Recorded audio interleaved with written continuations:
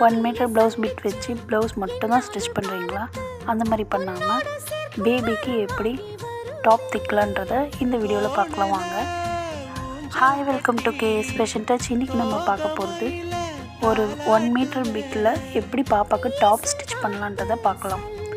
இந்த வீடியோ உங்களுக்கு பிடிச்சிருந்தா லைக் பண்ணுங்கள், ஷேர் பண்ணுங்கள், கமெண்ட் பண்ணுங்கள், மறக்காமல் சப்ஸ்கிரைப் பண்ணுங்கள். தேங்க்யூ ஃப்ரெண்ட்ஸ், பாய்.